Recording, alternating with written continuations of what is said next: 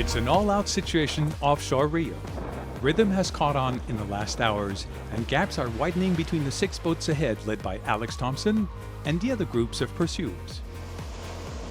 Jan Elias's is 600 miles behind, while Louis Burton's is at more than 1,200 miles. It's in this last group that Bertrand de Broc has decided to route off towards the Fernando de Noronha archipelago, located at the oriental tip of Brazil, to inspect his key.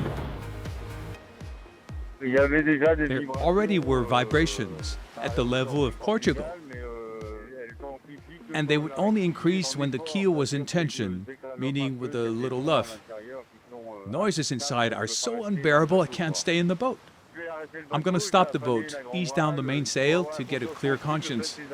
The thing is to see what's going on below at the keel level, the appendices, the hull.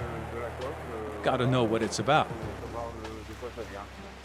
This afternoon, after a second dive, Bertrand de Broc found that the keel's careening under the hull was damaged. He will make his decision tonight whether or not to stop. In contrast, for Jérémy Bayou, who really had a hard time with technical problems, things are much better now. It's been about 4 or 5 days I haven't set foot outside. Haven't seen the Equator. Fixing damn automatic pilot troubles. But I think this time we found the solution. So, champagne. It's unfair, but it's always like that. Weather forecast keeps smiling to the competitors ahead, who have ideal conditions with 25 to 30 knots of steady winds. Wind is starting to come in. Looks good. Good conditions for speeding. We're circling the Sainte-Hélène High, and we'll catch a depression in the evening that'll take us to the roaring 40s. That's the entrance to the South Seas. At the end of the day, we found out Hugo Boss suffered an important damage on the starboard foil after hitting a non-identified floating object, which could cause significant changes in the ranking.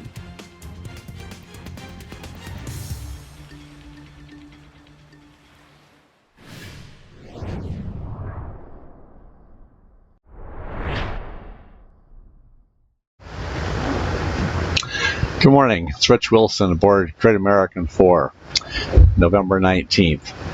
And at 0450 GMT this morning, we crossed the equator heading south.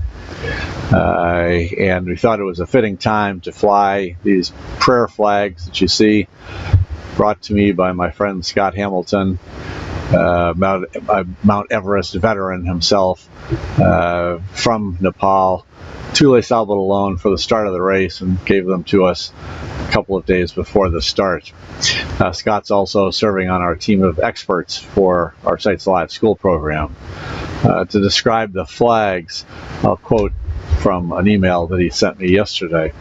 These flags were obtained at the Buddhanath Stupa in Kathmandu, Nepal, one of the oldest and most sacred Buddhist shrines in the world.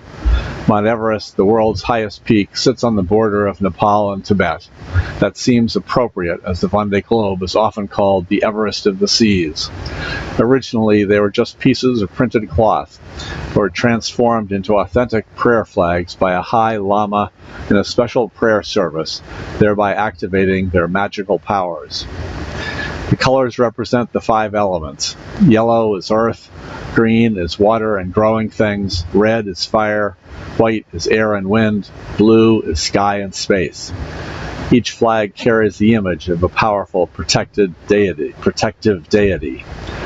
The figure on the white flag, Wind, is my personal favorite, Lung Ta, the wind horse, who symbolizes freedom of movement, perfect health, luck, and success in all endeavors. On his back, he carries the wish-fulfilling jewel.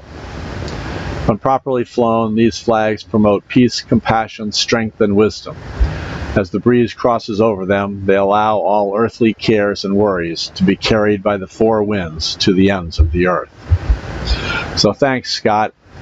We thought, as I said, this is an appropriate time to fly them heading south across the equator, because we will surely come across challenges in the Southern Ocean before we get back to crossing this line going north. And so we will look to have confidence in our prayer flags as we head south. Thanks very much. Great American, off and clear for today.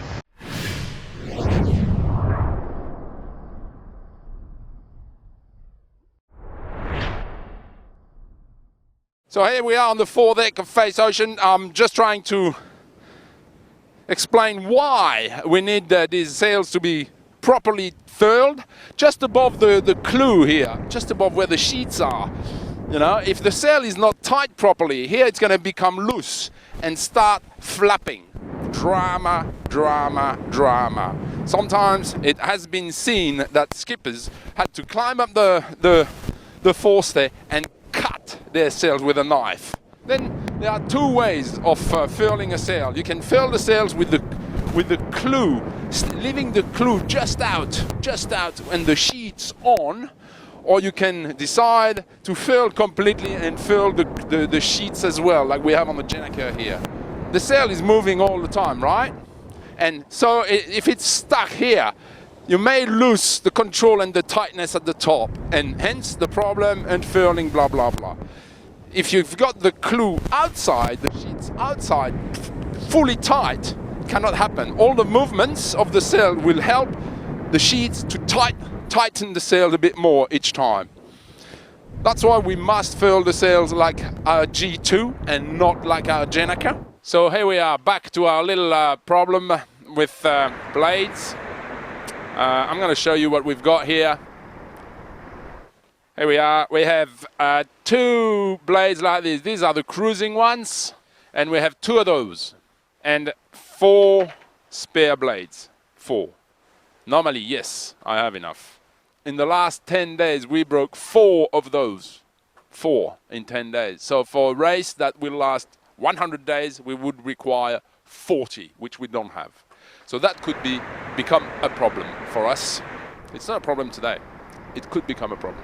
Tomorrow, I'm going to tell you how you can help me with this problem. See you tomorrow. Aventure.